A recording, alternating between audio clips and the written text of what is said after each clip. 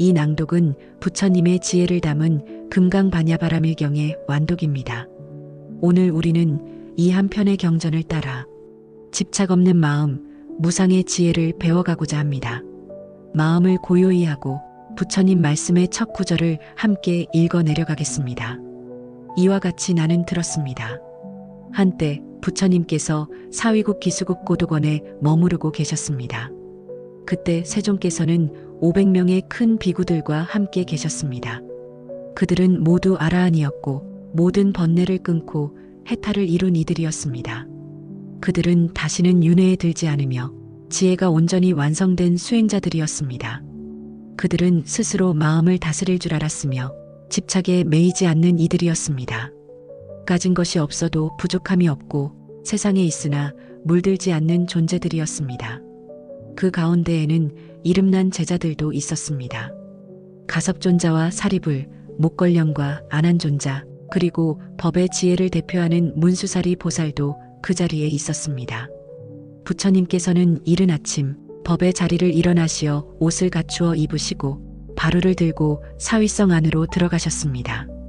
그분은 거리의 집들을 차례로 걸식하시며 사람들에게 자비와 가르침을 함께 전하셨습니다.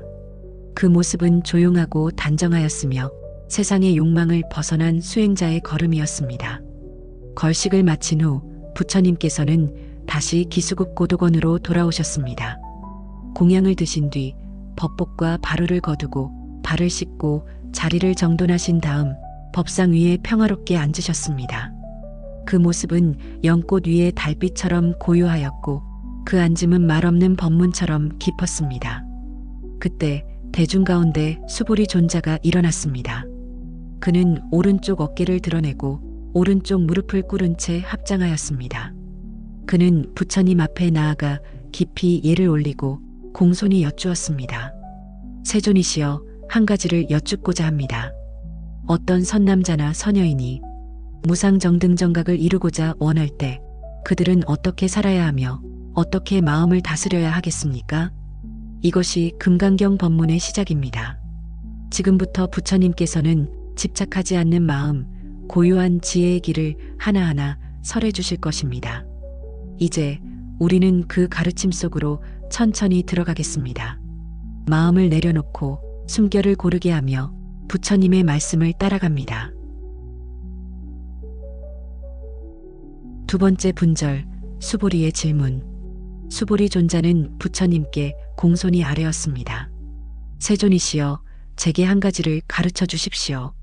만일 어떤 선남자나 선여인이 가장 높은 깨달음인 무상정등정각을 이루고자 원할 때 그 사람은 어떤 삶을 살아야 하며 어떻게 마음을 다스려야 하겠습니까?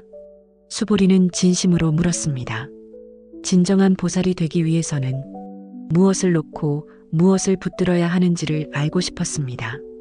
그는 지혜로운 사람이었습니다.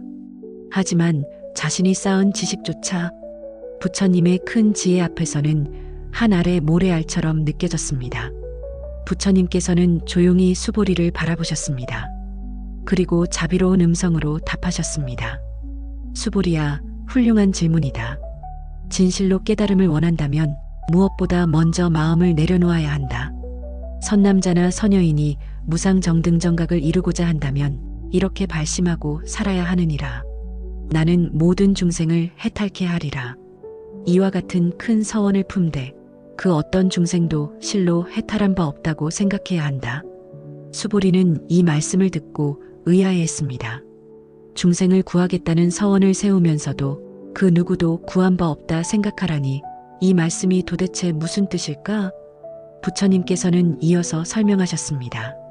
수보리야, 실로 중생이라는 것은 실체가 없느니라. 그 이름만 있을 뿐 중생이라는 고정된 본성은 어디에도 존재하지 않는다.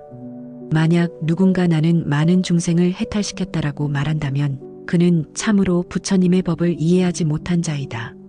왜냐하면 수보리야, 진정한 보살은 형상이나 이름에 머무르지 않는다. 모든 중생이란 말도 사실은 인연 따라 생겨난 이름일 뿐이다. 그러므로 참된 보살은 수많은 존재를 돕고도 단 한 존재도 도왔다고 집착하지 않는다. 수보리는 그제야 부처님의 말씀 속 깊은 뜻을 이해하기 시작했습니다. 진정한 자비란 도와주었다는 마음조차 내려놓는 것이었습니다.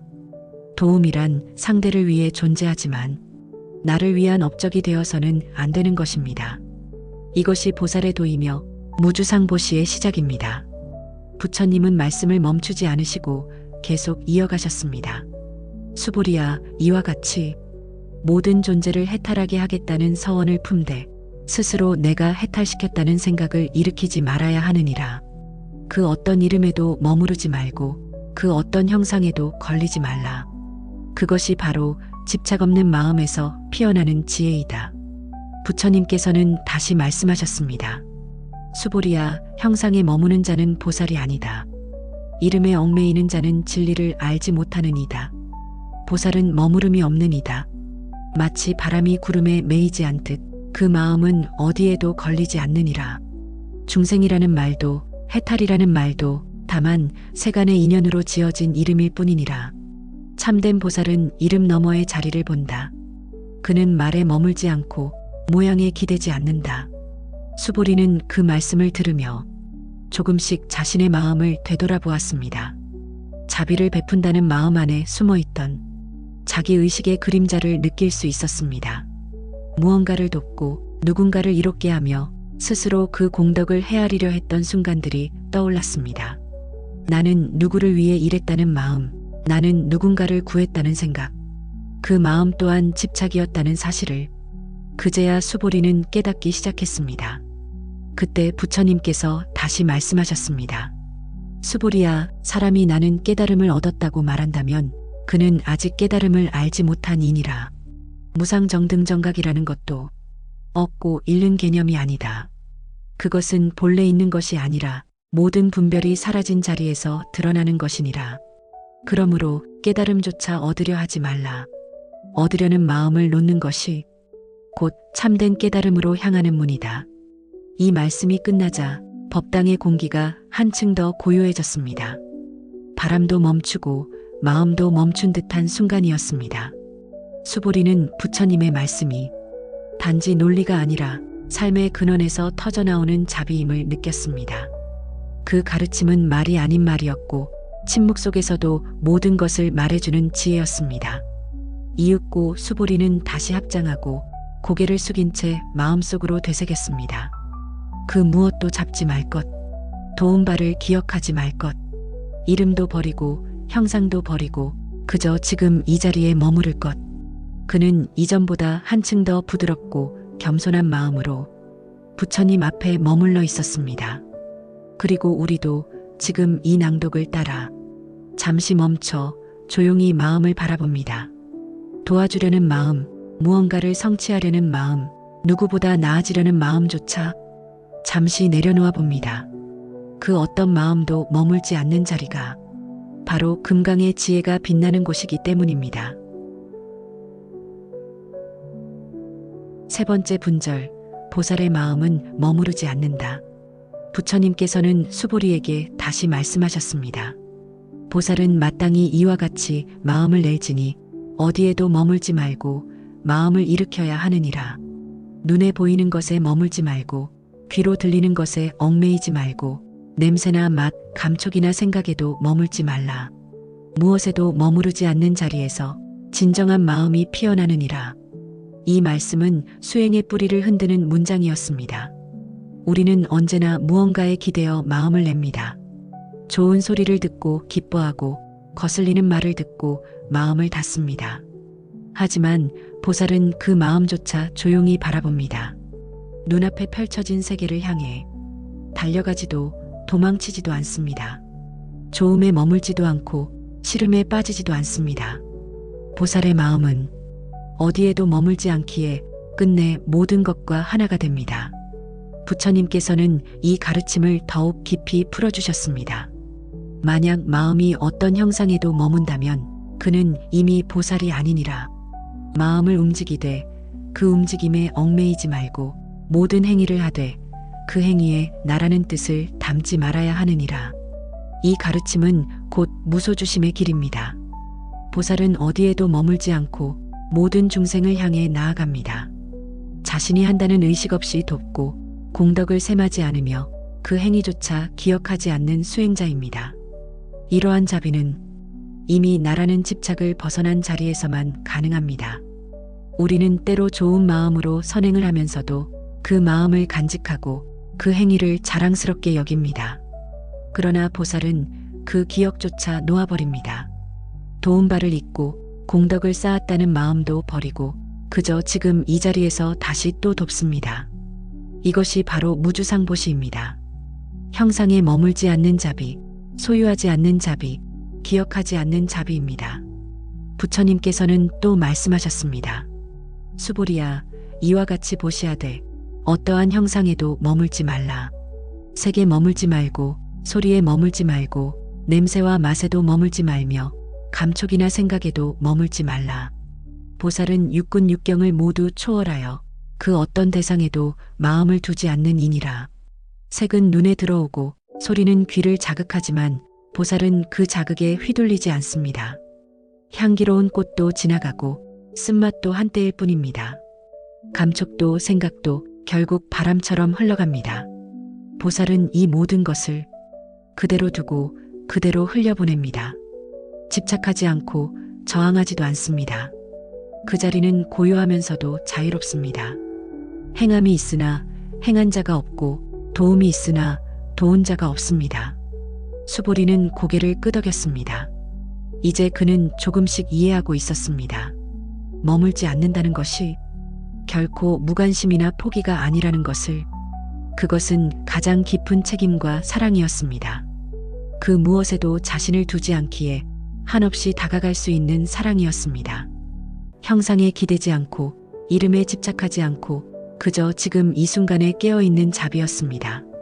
부처님께서는 덧붙이셨습니다. 수보리야, 머무름 없이 베푸는 이의 복덕은 헤아릴 수 없이 크니라. 복덕을 쌓되 그 공덕마저 있는 이의 마음에는 텅 빈 하늘처럼 넓은 평화가 있습니다. 그 자리는 아무것도 갖지 않았으나 모든 것을 품고 있으며 아무 말도 하지 않지만 가장 깊은 진실을 드러냅니다.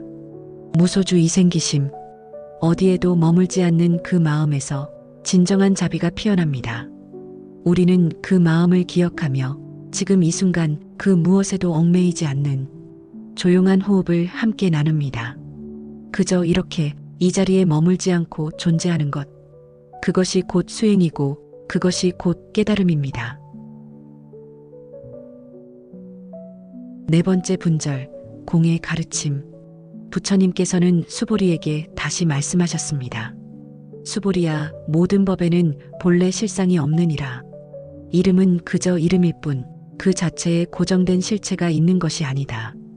법이라 불리는 것도 마찬가지다. 사실은 법이 아닌 것을 임시로 그렇게 부를 뿐이다.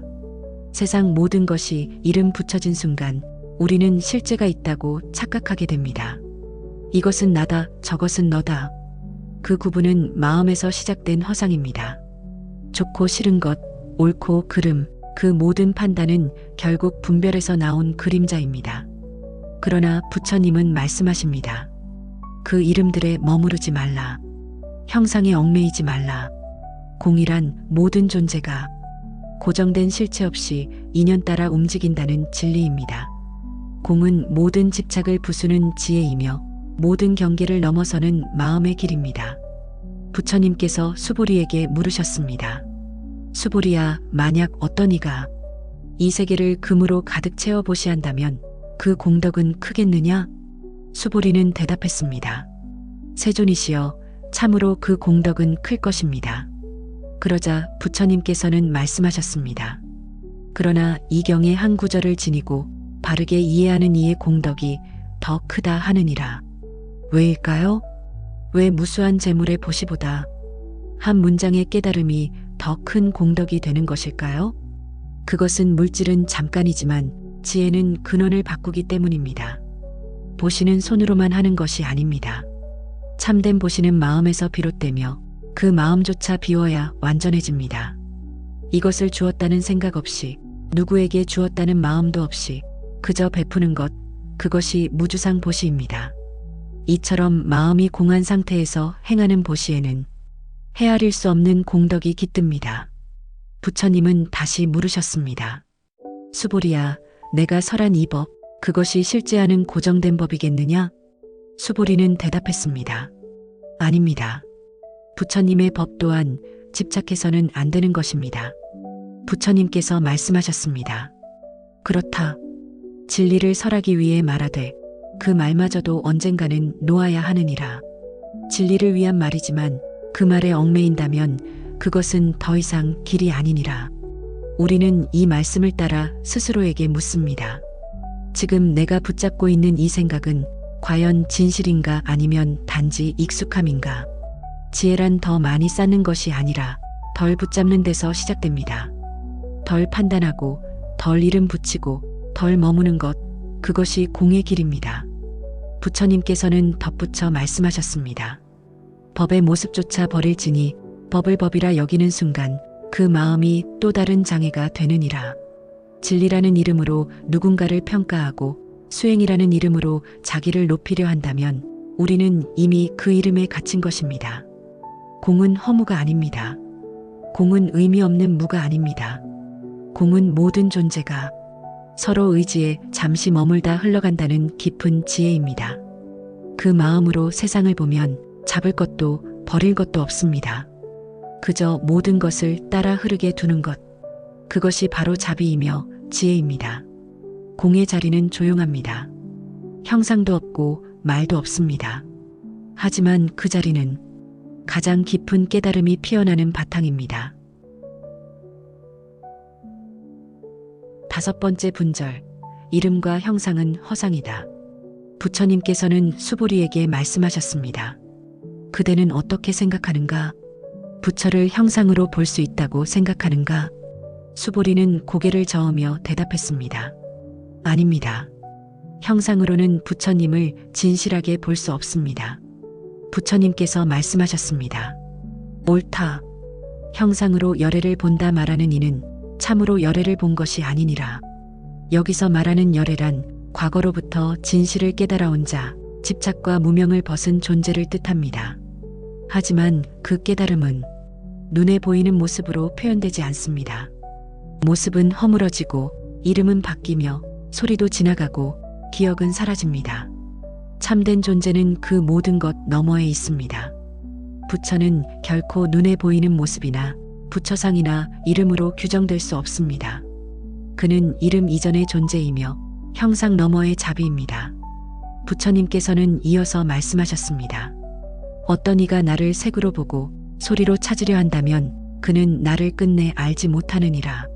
세상 사람들은 종종 부처님을 보고 싶어 절에 가고 부처님을 듣고자 법문을 찾아갑니다.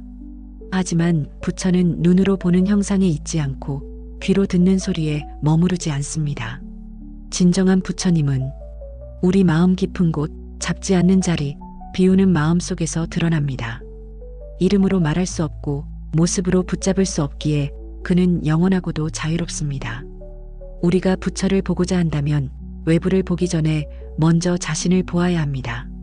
마음이 청정해질 때, 분별이 사라질 때 비로소 참된 부처를 만나게 됩니다. 형상에 의지하지 않고 이름에 머무르지 않으며 그저 고요한 눈으로 바라보는 것입니다. 그러면 깨닫게 됩니다. 부처는 특정한 어떤 것이 아니라 모든 중생의 본래 자리에 깃든 지혜임을, 그 자리는 누구나 지닐 수 있으며 언제 어디서든 만날 수 있습니다. 이제 우리는 묻습니다. 나는 지금 무엇을 보고 있는가? 이름에 갇혀 있는가? 아니면 그 너머를 보고 있는가? 형상을 따르지 말 것, 이름에 얽매이지 말 것, 진실은 언제나 말로 담을 수 없는 자리에서 숨쉬고 있습니다. 6번째 분절, 제법은 실상이 아니라는 교설. 부처님께서는 수보리에게 다시 말씀하셨습니다. 수보리야, 너는 어떻게 생각하느냐? 모든 존재와 현상, 즉 제법은 실상이라 할 수 있겠느냐? 수보리는 공손히 대답했습니다. 세존이시여, 아닙니다. 제법은 실상이라 할 수 없습니다. 그러자 부처님께서는 조용히 고개를 끄덕이시며 말씀하셨습니다. 그렇다. 모든 제법은 실상이 아니다. 제법은 제법이 아니기 때문에 그것을 제법이라 부르는 것이니라. 이 말은 매우 역설처럼 들릴 수 있습니다. 그러나 진리를 꿰뚫는 지혜는 언뜻 모순처럼 보이는 문장에서 자라납니다. 있는 것이라 부르는 모든 것, 진실하다 여기는 모든 현상은 본래 정해진 실체가 없습니다. 모든 존재는 인연 따라 생겨나며 인연 따라 사라질 뿐입니다. 그것이 곧 공의 성품이며 모든 법이 본래 텅 비어 있다는 뜻입니다. 꽃이 피어 있는 그 순간에도 꽃은 계속해서 변하고 있습니다. 우리의 몸도 마음도 기억도 멈추는 법 없이 흐르고 있습니다. 그 흐름 속에서 이것이 나다고 고정하는 순간 우리는 진실을 잃게 됩니다. 부처님은 법을 설하셨지만 그 법마저도 집착해서는 안 된다고 하셨습니다. 가르침은 길을 안내하는 이정표일 뿐 목적지 자체가 아니기 때문입니다. 진리는 정해진 틀에 갇히지 않으며 이름으로 고정되지 않습니다. 그것은 늘 살아 움직이며 듣는 이의 마음에 따라 다르게 드러납니다. 그래서 진실한 가르침은 형식보다 본질에 집중합니다. 말은 있지만 말에 머물지 않고 뜻은 있지만 뜻조차 놓아야 합니다. 수보리는 이 말씀을 듣고 다시 고개를 숙였습니다. 세상의 모든 법이 실상이 아니라면 지금 내가 믿고 의지하는 것들 역시 붙잡을 수 없다는 뜻이었습니다. 그러나 그 말은 두려움을 주려는 것이 아니었습니다. 오히려 자유를 알려주는 말씀이었습니다. 변하는 것을 붙잡지 말고 흐르는 것에 머무르지 말라는 말씀. 그렇게 놓는 순간 우리는 더 깊은 평화에 다가갈 수 있습니다. 진실은 고정된 형태로 존재하지 않습니다. 진실은 늘 움직이며 살아있고 지금 이 순간에도 드러나고 있습니다. 우리가 해야 할 일은 그 흐름을 있는 그대로 보는 것입니다. 판단하지 않고 이름 붙이지 않고 이것이 진리다라고 단정하지 않는 것. 그럴 때 우리는 비로소 모든 법이 실상이 아니라는 말씀의 뜻을 마음 깊이 체험하게 됩니다. 이제 우리는 함께 되새겨봅니다. 모든 제법은 실상이 아닙니다. 그렇기에 오히려 더욱 깊은 진실을 품고 있습니다. 그 자리는 형상이 없으며 그 자리는 이름도 없습니다. 그러나 바로 그 자리에 깨달음이 꽃피고 있습니다. 7번째 분절, 진리의 전달은 언어를 초월함. 부처님께서는 수보리에게 이렇게 말씀하셨습니다. 수보리야, 이 경을 받아 지니는 이가 있다면 그는 참으로 드문이니라. 말로써 이 뜻을 이해할 수 없으며 형상으로 이 법을 얻을 수 없기 때문이다. 이 경은 말로 쓰였지만 말에 갇혀 있지 않습니다. 이 경은 글로 옮겨졌지만 글 너머의 자리를 가리킵니다. 말은 그저 길을 안내하는 표지이며 글은 진리를 담기 위한 그릇일 뿐입니다.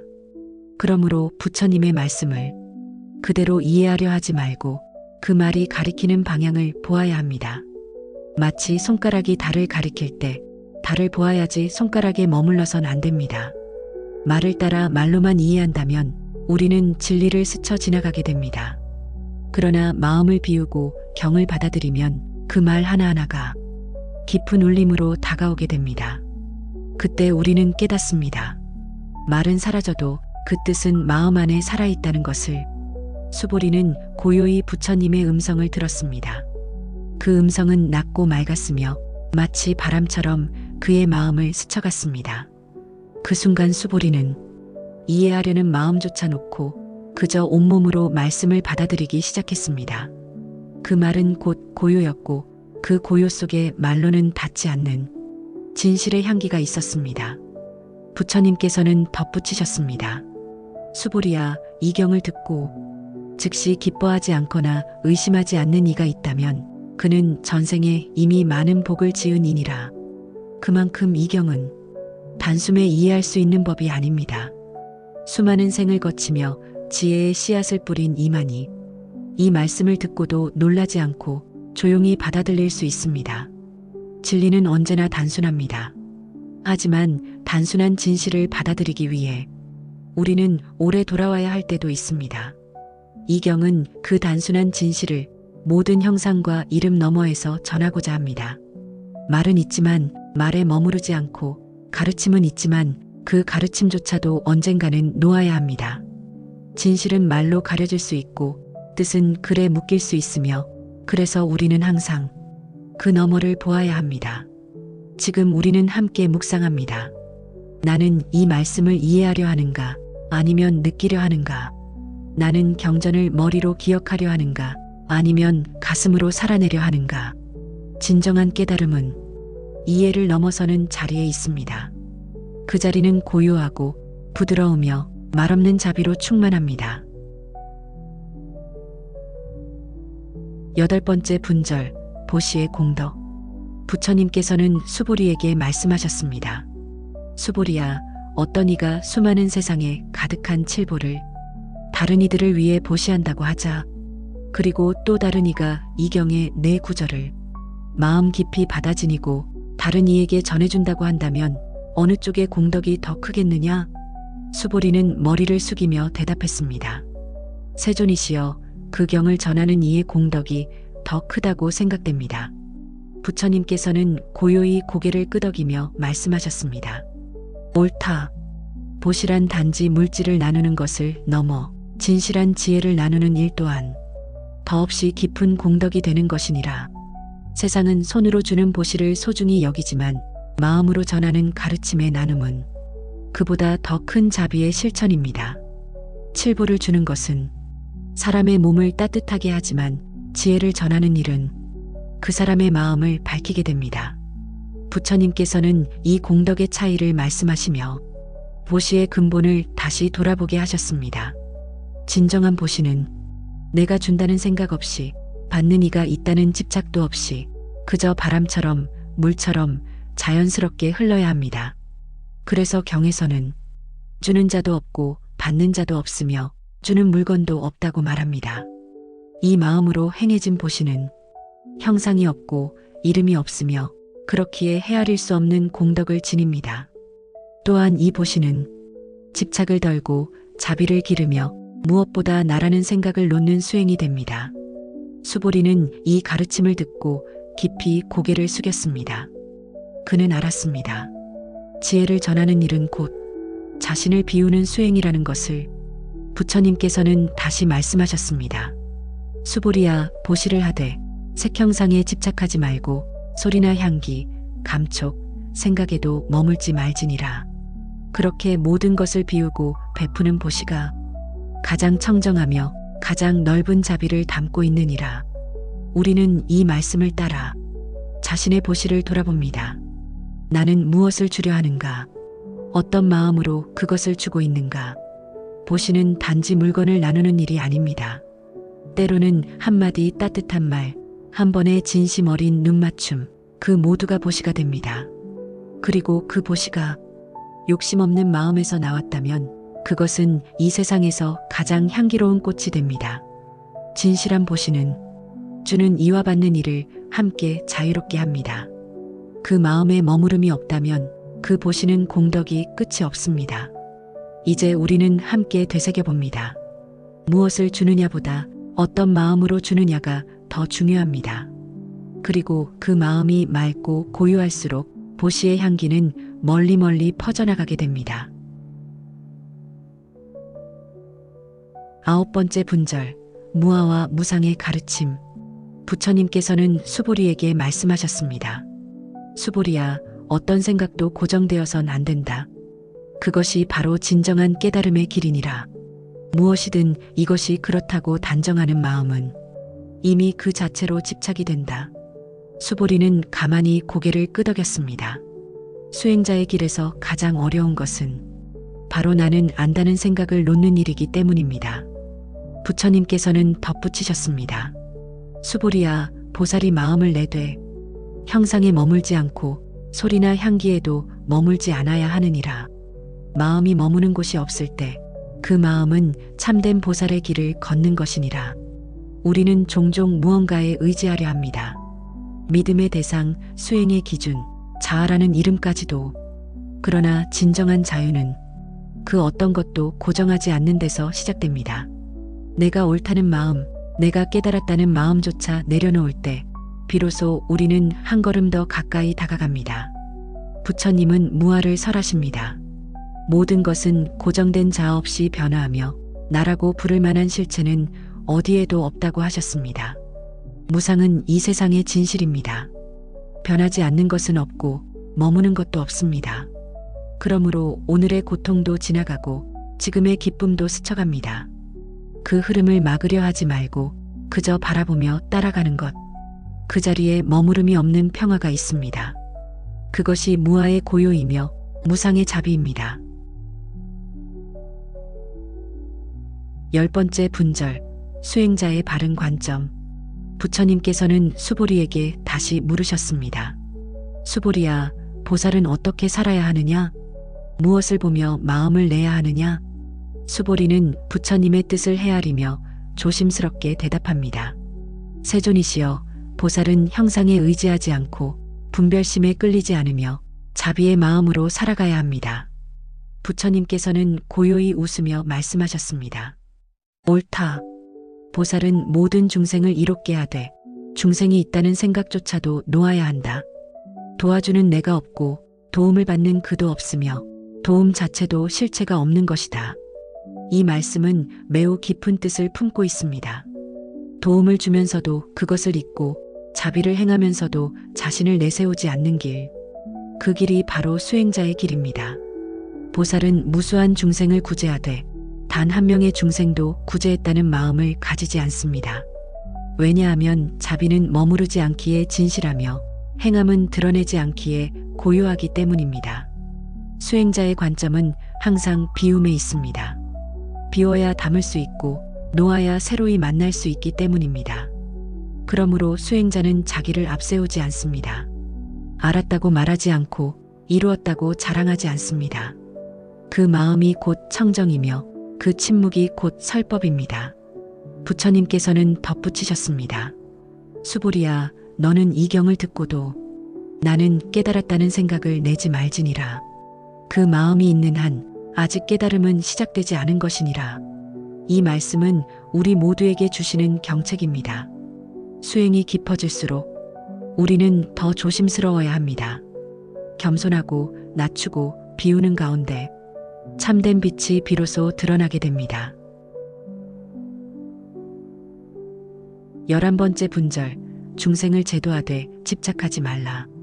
부처님께서는 수보리에게 다시 말씀하셨습니다. 수보리야, 보살은 무수한 중생을 제도하되 제도했다는 생각조차 품지 말지니라. 왜냐하면 제도할 중생이라는 실체가 없기 때문이니라. 이 말씀은 듣는 이에게 깊은 울림을 줍니다. 우리는 누군가를 돕고 나면 어느새 내가 좋은 일을 했다는 생각에 적기 쉽습니다. 그러나 부처님은 그 마음조차도 내려놓으라고 말씀하십니다. 중생을 구제하는 일이 아무리 위대해 보여도 그 일에 머무는 순간 자신을 드러내려는 집착이 생기기 때문입니다. 보살은 온 마음으로 남을 이롭게 하되 그 행위에 매이지 않습니다. 그저 물이 흐르듯 햇살이 들이우듯 자연스럽게 자비를 베풉니다. 부처님께서는 중생이란 중생이 아니다라 하셨습니다. 이는 모든 존재가 고정된 실체 없이 인연 따라 흘러가는 존재임을 말합니다. 사람도 고통도 돕는 행위도 결국은 공한 바탕 위에 잠시 머문 것들입니다. 이해를 돕기 위해 예를 든다면 꿈속에서 고통받는 이에게 물 한 잔을 건넨 것과도 같습니다. 꿈이 깨어난 뒤에는 주는 이도 받는 이도 고통도 물도 모두 사라지고 맙니다. 그러나 그 순간의 자비는 분명히 존재했고 그 마음은 허공 속에 남습니다. 이처럼 보살은 모든 것을 돕고도 아무것도 붙잡지 않습니다. 그 마음이 자유롭고 그 실천이 깊은 까닭입니다. 12번째 분절, 열애의 진실한 이름. 부처님께서 수보리에게 물으셨습니다. 수보리야, 너는 어떻게 생각하느냐? 열애에게 정해진 이름이 있느냐? 수보리는 고개를 저으며 말했습니다. 아닙니다. 세존이시여. 열애는 정해진 이름이 없사옵니다. 부처님께서는 고요히 말씀하셨습니다. 그렇다. 열애란 모든 형상과 이름을 벗어난 존재이니라. 만약 누군가 열애를 이름으로 이해하고자 한다면 그는 아직 열애를 보지 못한 것이다. 열애라는 말은 이렇게 온이 진리를 따라 걸어온 존재를 뜻합니다. 그러나 그 이름은 그를 가두기 위한 것이 아니라 단지 가리키기 위한 표식일 뿐입니다. 진리는 이름에 머물지 않습니다. 부처라는 말은 존재하지만 그 부처는 어떤 고정된 대상이 아닙니다. 그는 모든 중생의 마음 안에 깃들어 있으며 이름 없는 자리에서 빛나는 자비입니다. 형상이 없어 모든 곳에 있고 소리가 없어 모든 마음에 울립니다. 우리가 진리를 이름으로 붙잡으려는 순간 그 진리는 이미 손에서 벗어나게 됩니다. 그래서 부처님은 말씀하셨습니다. 이름은 곧 비이름이다. 그것이 바로 이름이니라. 이 말씀은 깊은 사유를 요청합니다. 이름이 있다는 것은 무언가를 구분하고 나누는 마음이 있다는 뜻입니다. 그러나 모든 존재는 본래 하나의 흐름 안에 있습니다. 형상이 사라진 자리에 이름이 닿지 않는 그곳에 참된 열애의 지혜가 머무릅니다. 지금 우리는 함께 묵상합니다. 내가 부르는 이름들 속에 과연 얼마나 많은 집착이 있는가? 그리고 그 이름들을 놓는 순간 얼마나 더 깊은 고요와 자비가 깃드는가?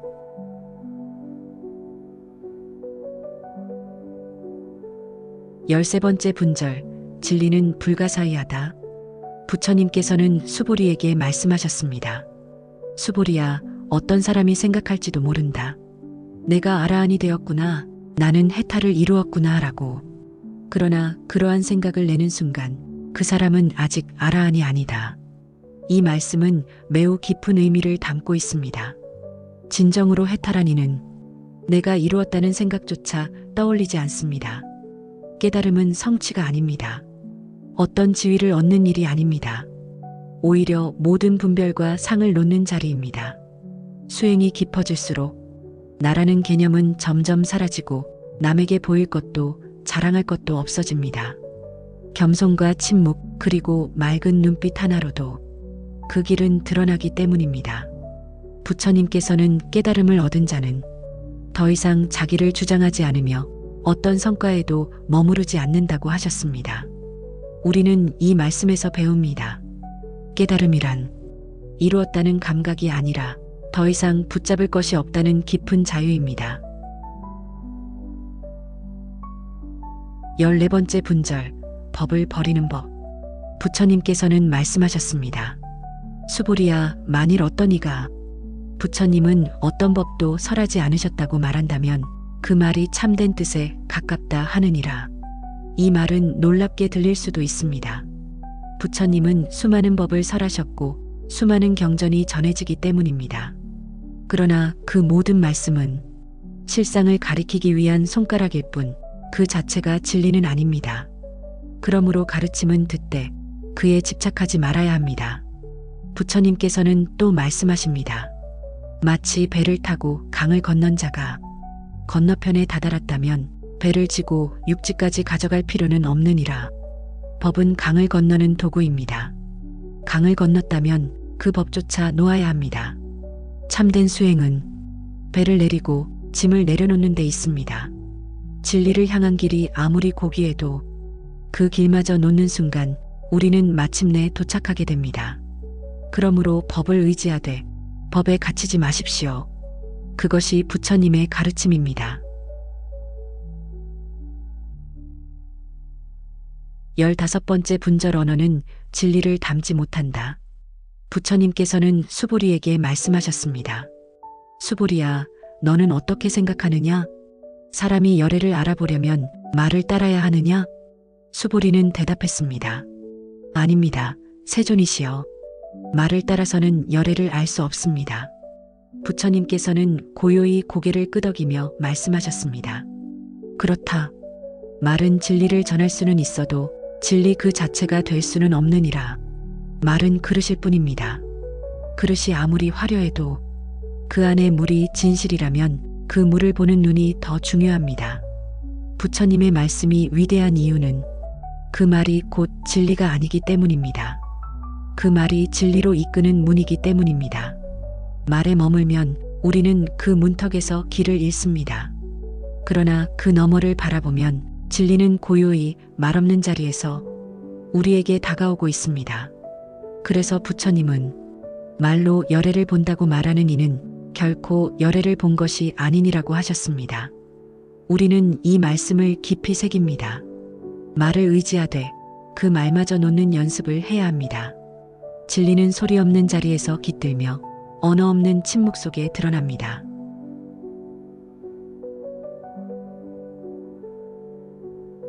16번째 분절, 마음은 머무르지 않는다.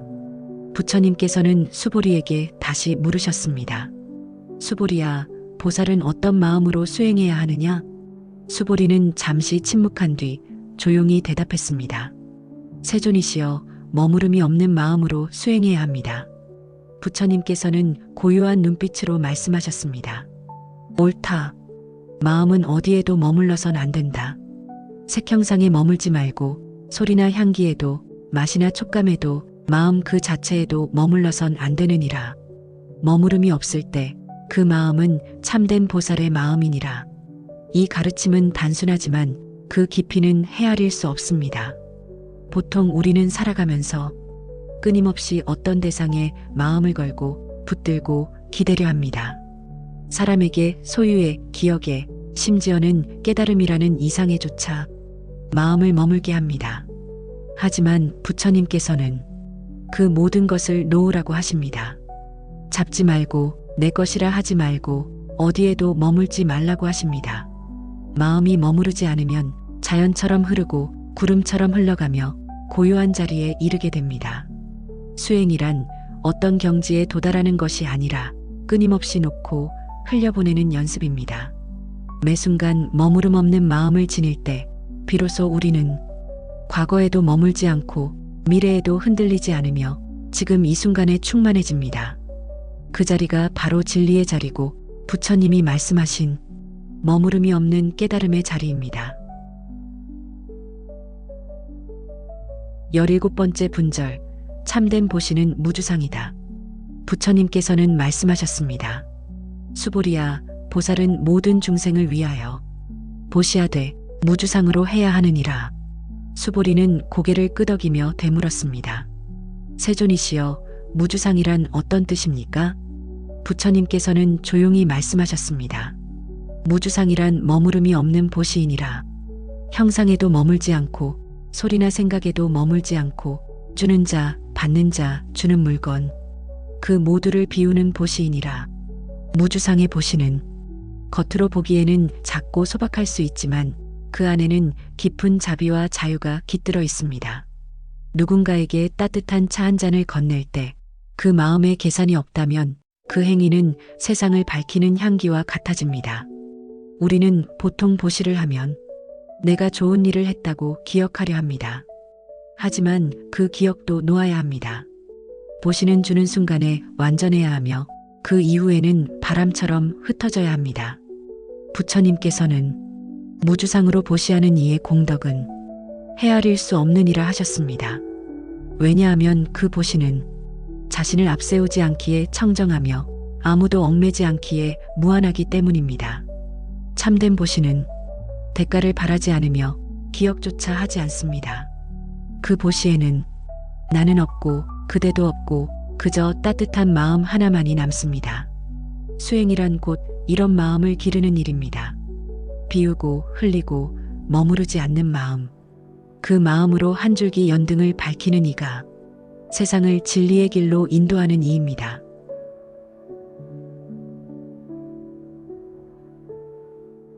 18번째 분절, 법과 비법을 함께 놓아라. 부처님께서는 수보리에게 깊은 가르침을 이어가셨습니다.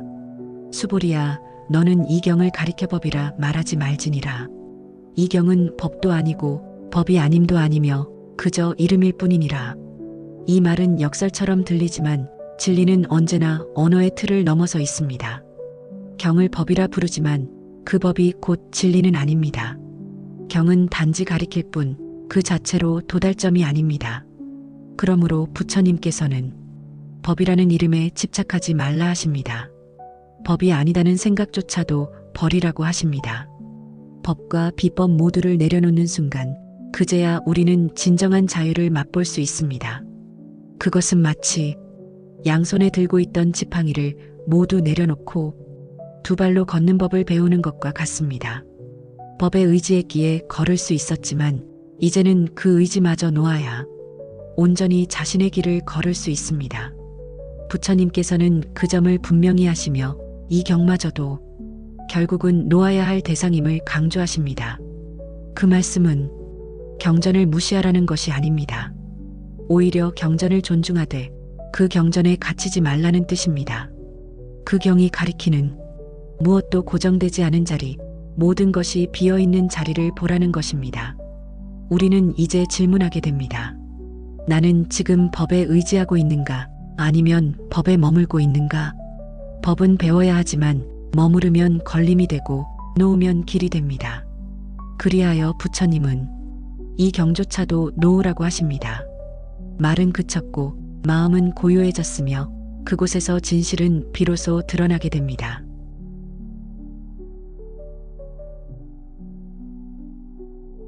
열아홉 번째 분절, 형상은 곧 공이다. 부처님께서는 수보리에게 물으셨습니다.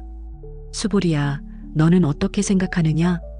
열애는 형상으로 알아볼 수 있겠느냐? 수보리는 잠시 고개를 숙이고 대답했습니다. 세존이시여, 아닙니다.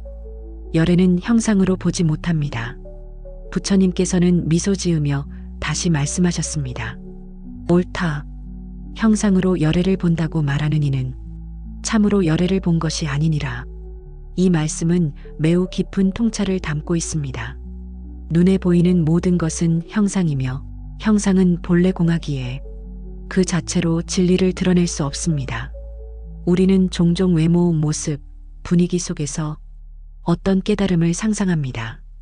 그러나 진실은 그러한 외적 형상에 머물지 않습니다. 깨달음은 눈에 보이지 않고 참된 자비는 이름 없이 흐릅니다.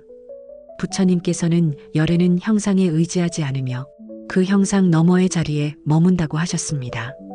그러므로 수행자도 보이는 것에 집착하지 않아야 하며 마음속에서 일어나는 형상마저 놓아야 합니다. 꽃은 아름답지만 시들며 빛은 밝지만 사라집니다. 모든 형상은 덧없는 것이니 그 형상을 진리라 말해서는 안 됩니다. 우리가 수행을 통해 바라보아야 할 것은 형상 그 자체가 아니라 그 형상이 비어있음을 드러내는 자리입니다. 그 자리는 말이 없고 이름도 없고 오직 있는 그대로의 고요만이 남아 있습니다. 수보리는 부처님의 말씀을 들으며 마음 깊이 형상에 머물던 습관을 놓기 시작했습니다. 그는 알았습니다. 열애를 본다는 것은 보지 않고도 느끼는 것이라는 것을. 형상은 곧 공이며 공한 자리에 진리가 머무릅니다.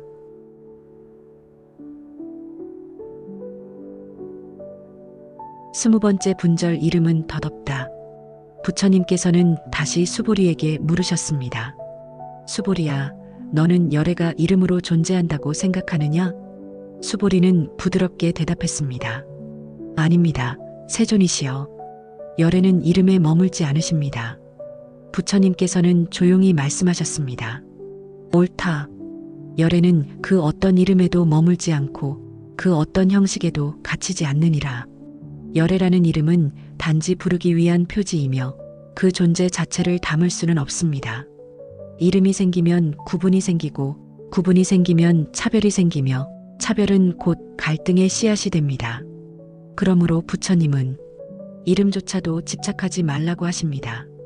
진리는 이름이 아니며 이름을 벗어난 그 자리에 머뭅니다. 우리는 일상 속에서 무수한 이름들을 붙이며 살아갑니다.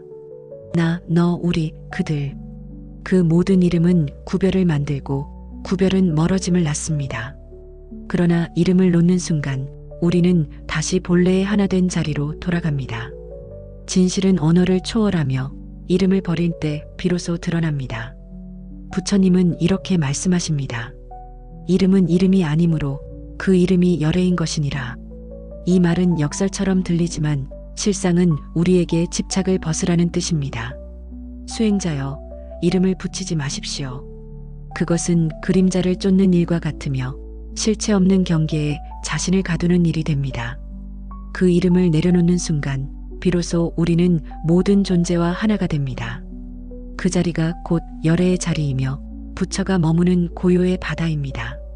21번째 분절, 끝없는 보살행. 부처님께서는 수보리에게 깊은 당부의 말씀을 하셨습니다. 수보리야, 보살은 끝없는 중생을 제도하되 제도했다는 마음을 가져서는 안 되느니라. 왜냐하면 구제해야 할 중생이 없기 때문이니라. 이 말씀은 진정한 보살의 길이 어떤 마음으로 시작되고 어떤 자비로 이어져야 하는지를 말해줍니다.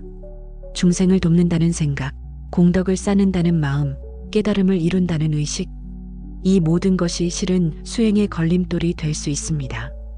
보살은 아무도 돕지 않은 것처럼 돕고 공덕을 짓지 않은 것처럼 공덕을 짓습니다.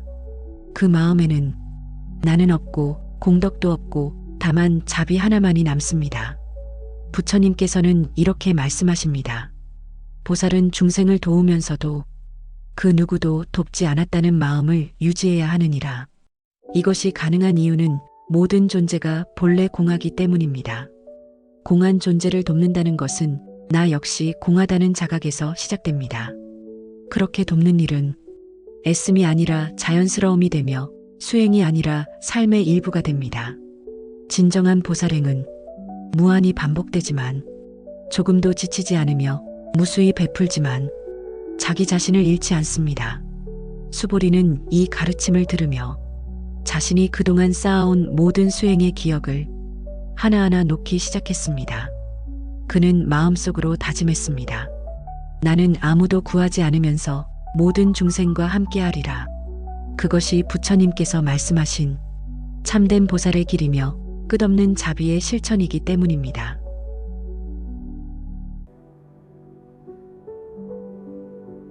스물두 번째 분절, 모든 법은 허망하다. 부처님께서는 수보리에게 조용히 말씀하셨습니다. 수보리야, 너는 이 경의 말씀을 어떻게 받아들이고 있느냐? 혹 어떤 이가 이 경의 말을 듣고 그 의미를 깊이 받아들일 수 있다면 그는 이미 위없는 지혜를 얻은 것이니라. 왜냐하면 이 경은 실상에 머무르지 않고 모든 상을 여의기 때문이니라. 부처님께서는 이어 말씀하셨습니다. 이 경을 진리로 본 자는 결국 아무것도 본 것이 없는 이니라. 이 말은 놀라운 역설처럼 들립니다. 경을 읽고도 읽었다는 마음이 없고 진리를 보았으나 보았다는 생각이 없는 사람, 그 사람이야말로 진리를 본이라고 하신 것입니다. 부처님께서는 법이란 고정된 실체가 아니라 인연 따라 드러나고 때에 따라 사라지는 것임을 강조하십니다. 그러므로 그 법조차도 결국 허망한 것이라 하셨습니다. 허망하다는 말은 헛되다는 의미가 아니라 본래 정해진 실체가 없다는 뜻입니다. 구름이 떠 있다가 사라지듯 물결이 일어났다 사라지듯 모든 법도 순간순간 드러났다가 다시 공으로 돌아갑니다. 그러므로 집착할 것이 없고 지켜야 할 형상도 없으며 붙들 이름조차 없습니다. 수행이 깊어진다는 것은 무엇을 쌓아 올리는 일이 아니라 쌓인 것을 하나씩 비워가는 일입니다. 그리고 마침내 모든 법이 허망하다는 것을 이해하면 그때 비로소 우리는 참된 평화를 얻게 됩니다. 그 평화는 빈 마음에 깃들며 욕심 없는 자리에 머뭅니다.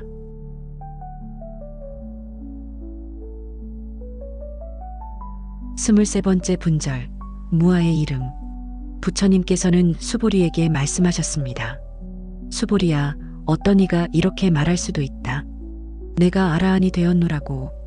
그러나 수보리야, 참된 아라한은 그와 같은 생각을 내지 않느니라. 왜냐하면 나라는 생각, 얻었다는 집착, 존재한다는 고정된 관념이 이미 아라한의 길과 어긋나기 때문이니라. 이 말씀은 우리가 집착 없이 수행을 이어가는 것이 얼마나 중요한지를 일깨워줍니다. 수행의 길은 무언가를 성취하는 길이 아니라 무엇도 내 것이라 할 수 없다는 무아의 자리에 이르는 길입니다. 부처님께서는 자신이 깨달았다는 생각을 내려놓는 것조차 수행의 일부라고 하셨습니다. 수보리는 이 말씀을 들으며 진정한 아라한은 자기 이름조차 없는 존재임을 깨달았습니다. 그는 알았습니다. 부처라는 이름도 보살이라는 이름도 그 자체가 목적이 되어서는 안 된다는 것을. 이름은 사람들의 부름일 뿐이며 그 이름에 자신을 가두는 순간 마음은 다시 집착의 수렁으로 빠지게 됩니다.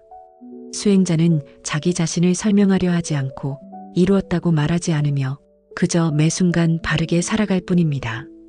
그 삶이 곧 이름 없는 향기처럼 피어나며 그 향기 속에 진리가 깃듭니다.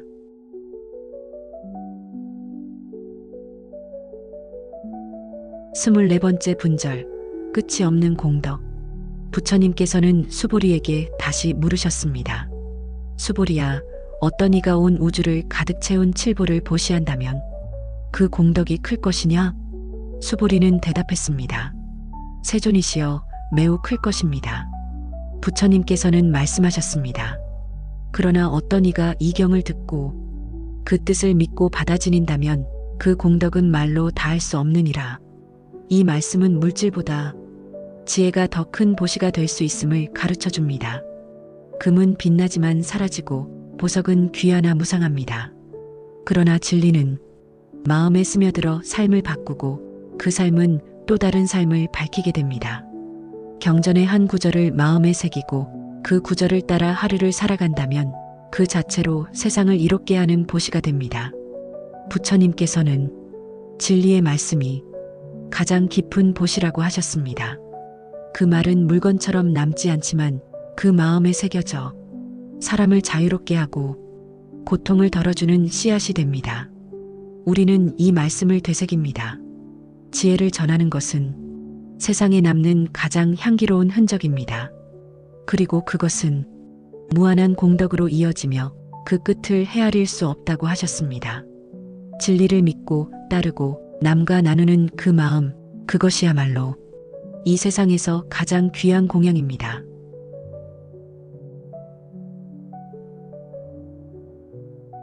25번째 분절, 상을 여의면 곧 부처를 본다. 부처님께서는 수보리에게 말씀하셨습니다. 수보리야, 너는 어떻게 생각하느냐? 형상이 있는 것으로 열애를 볼 수 있겠느냐? 수보리는 조심스럽게 대답했습니다. 세존이시여, 아닙니다. 형상으로는 열애를 볼 수 없습니다. 부처님께서는 고개를 끄덕이며 말씀하셨습니다. 그렇다. 형상에 머무르지 않는 이가 비로소 열애를 보는 이니라.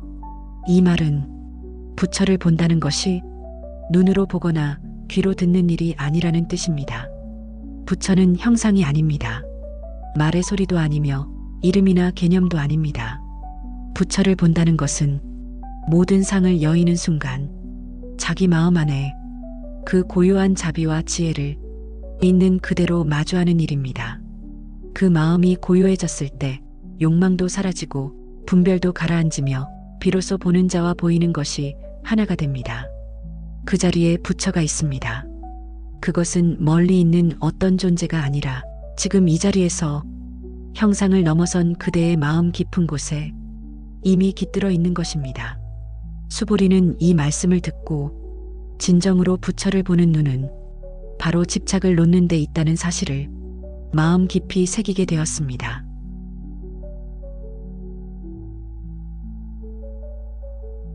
26번째 분절, 열애는 형상에 있지 않다.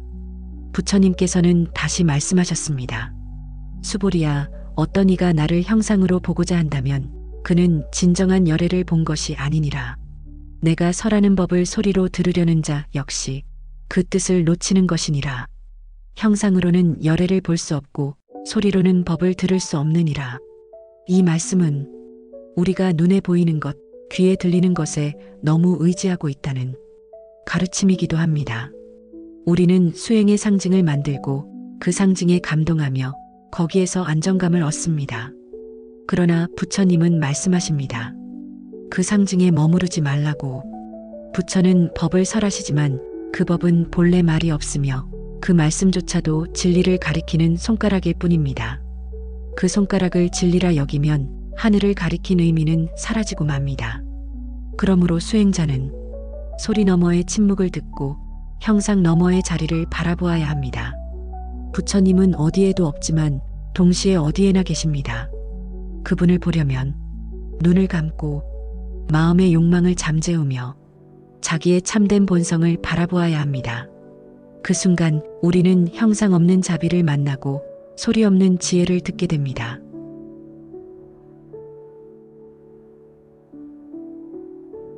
스물일곱 번째 분절, 법은 붙잡을 수 없다. 부처님께서는 수보리에게 깊이 있는 말씀을 이어가셨습니다. 수보리야, 내가 어떤 법을 설한다고 생각하지 말라. 나는 어떤 법도 설한 적이 없느니라. 이 말은 겉으로 보기엔 부정처럼 들리지만 진리의 깊은 본질을 드러내는 말입니다. 부처님께서는 수많은 경전을 남기셨고 그 말씀을 통해 수많은 이들이 깨달음을 얻었습니다. 그럼에도 불구하고 왜 설한 법이 없다고 말씀하시는 것일까요? 그 이유는 간단합니다.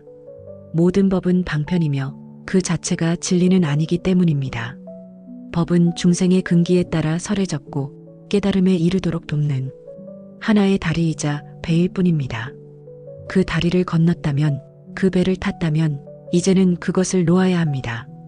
이것이 진리다 하고 붙잡는 순간 그 법은 이미 법이 아니게 됩니다. 그래서 부처님은 법을 말하면서도 법에 집착하지 말라고 하십니다. 법은 손에 쥘 수 있는 것이 아니라 마음으로 통과하는 것입니다. 진리는 붙잡히지 않기에 진리이며 머무르지 않기에 자유롭습니다. 수보리는 이 말씀을 들으며 진정한 수행자의 길은 법을 배우되 그 법에 얽매이지 않는 데 있다는 사실을 다시 한번 깊이 깨달았습니다.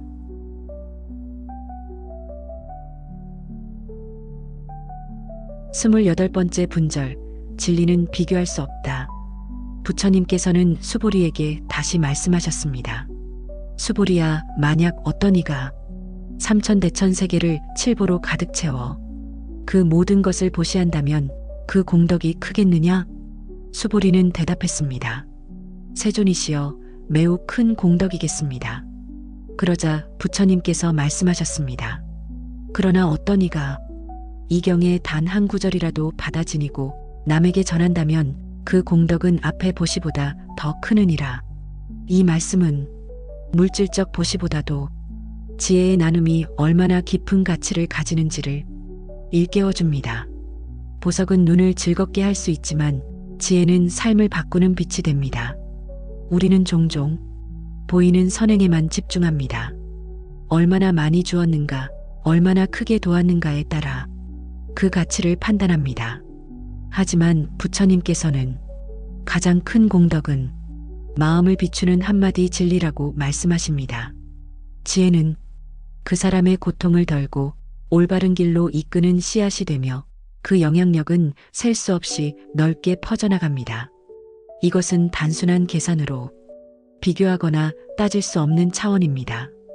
그러므로 진리를 받아 지니고 그것을 전하려는 마음은 물질적 보시를 초월하는 가장 위대한 수행이라 할 수 있습니다. 그 마음이야말로 세상을 밝히는 등불입니다.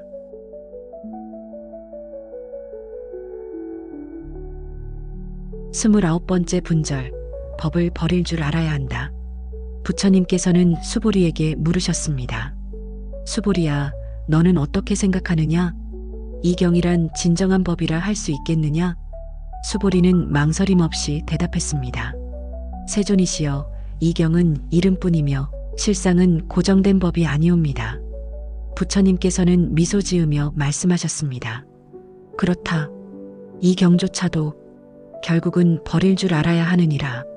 이 말씀은 진리를 전하는 도구조차도 마침내는 내려놓아야 한다는 가장 깊은 자유의 선언입니다. 경전은 길을 안내하는 지도와 같습니다. 길을 걷는 동안에는 도움이 되지만 도착한 뒤에도 계속 들고 있다면 오히려 그 지도에 갇히게 됩니다. 경은 길을 가리키지만 그 자체가 목적지는 아닙니다. 그러므로 진리를 배우되 그 법마저 놓을 줄 아는 사람이 참된 수행자입니다. 이것은 참으로 어려운 지점입니다. 수행자일수록 자신이 배운 법, 자신이 따르는 경전에 더욱 의지하고 싶기 때문입니다. 하지만 부처님은 말씀하십니다. 그 법조차도 고정되지 않았음을 알아야 하느니라. 진리는 살아있는 것이며 고정된 것이 아니기에 항상 새롭게 발견되어야 합니다.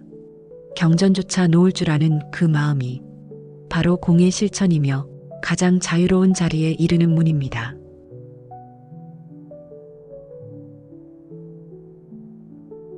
서른 번째 분절, 중생을 제도한 마음도 비워라. 부처님께서는 수보리에게 다시 말씀하셨습니다. 수보리야, 너는 이렇게 생각하지 말라. 내가 무수한 중생을 제도했다고. 실로 말하건대 보살은 중생을 제도하면서도 그 마음에 제도했다는 생각이 없느니라. 이 말씀은 보살행의 핵심을 요약한 말이라 할 수 있습니다. 우리는 선행을 하면서도 그 행위를 마음속에 남기곤 합니다. 내가 이만큼 도왔다, 이만큼 희생했다는 생각은 어느새 자신을 가두는 벽이 됩니다. 하지만 부처님은 그 벽마저도 허물어야 한다고 하십니다. 보살은 사람을 돕고도 도운 적이 없는 듯 조용하며 공덕을 쌓고도 쌓았다는 생각 없이 살며 끝없이 베풀면서도 텅 빈 그릇처럼 비어 있습니다. 그 마음이야말로 참된 자비의 실천입니다. 수보리는 이 말씀을 듣고 깊은 감동에 잠겼습니다. 그는 이해했습니다. 진정한 수행이란 공덕의 숫자를 세는 일이 아니라 그 공덕조차 내려놓는 텅 빈 마음을 기르는 일이라는 것을, 도움을 주고도 도움이 없었다고 말할 수 있을 때 그 마음은 이미 부처의 경지에 닿아 있는 것입니다. 그리고 그러한 마음은 말없이 세상을 밝힙니다.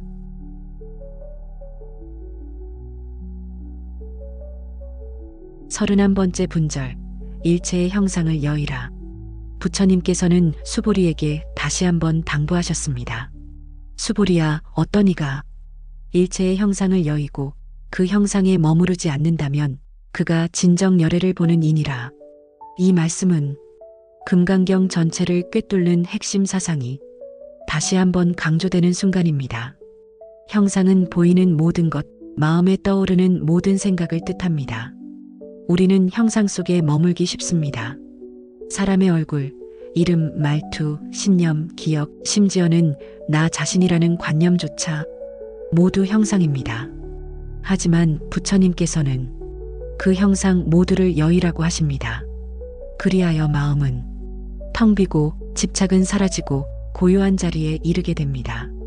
그 자리는 형상도 없고 이름도 없고 생각도 머물지 않는 완전한 자유의 자리입니다. 여기서 열애를 본다는 말은 단지 눈으로 본다는 뜻이 아닙니다. 열애의 자비와 지혜를 자기 안에서 스스로 느끼고 그것을 따라 살아가는 순간 그 삶 전체가 곧 열애를 보는 것이 됩니다. 형상에 머물지 않는다는 것은 진리를 향한 끝없는 깨어있음이며 온전한 노음의 지혜입니다.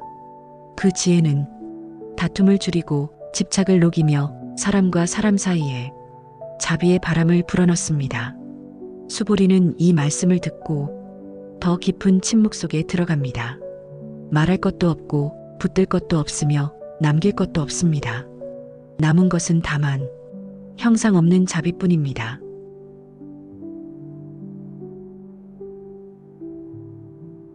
서른두 번째 분절, 이름을 뛰어넘는 진리. 부처님께서는 금강경의 마지막 가르침으로 한 개송을 설하셨습니다. 모든 유의법은 꿈, 환영, 물거품, 그림자와 같고 이슬과 번개처럼 덧없으니 그렇게 보아야 하느니라. 이 마지막 개송은 부처님께서 우리에게 주신 가장 깊고도 간명한 진리의 요약입니다. 세상의 모든 것은 생겨나고 변화하고 사라집니다.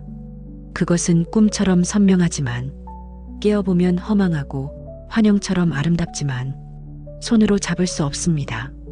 우리는 인생이라는 물거품을 따라 희망도 품고 고통도 안고 살아가지만 부처님께서는 그 모든 것이 덧없음을 보라고 하십니다.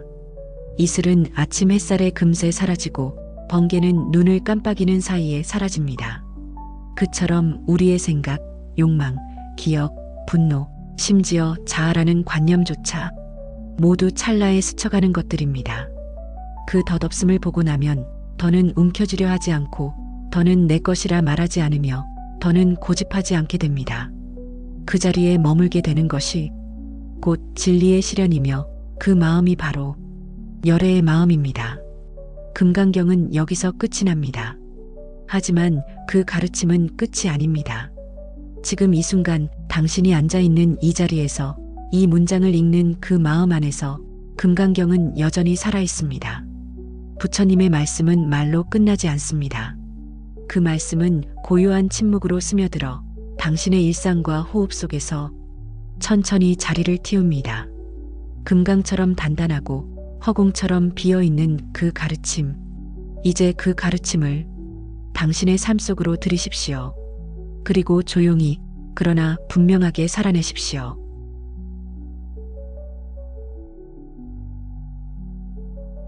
마무리.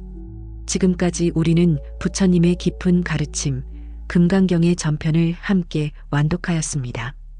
경전의 한자, 한 문장마다 비움과 자비, 지혜와 무집착의 메시지가 담겨 있었습니다.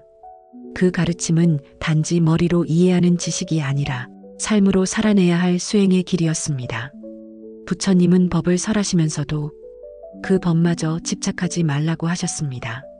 참된 깨달음은 법에 머물지 않고 형상에도 이름에도 기대지 않는 자리에서 조용히 드러납니다. 금강경은 그 자리를 향한 가장 명료하고도 단단한 지침서입니다. 우리는 경전을 읽으면서도 읽지 않았다고 말할 수 있어야 하며 배우고 있으면서도 무엇도 얻지 않았다고 할 수 있어야 합니다. 그 말은 부정이 아니라 비워진 마음에서만 얻을 수 있는 진정한 자유를 뜻합니다. 금강경의 가르침은 언제나 명료합니다. 모든 형상은 허망하다. 머무르지 말고 베풀라. 이름에 집착하지 말고 모든 법조차 놓아라.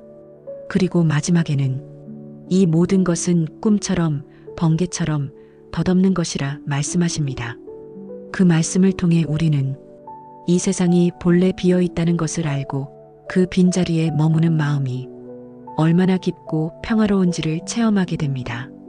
금강경은 결국 우리에게 이렇게 묻습니다. 당신은 지금 무엇에 머물러 있는가? 무엇을 붙잡고 살아가는가? 그 집착이 고통의 뿌리는 아닌가? 이제 그 물음 앞에 조용히 앉아봅니다.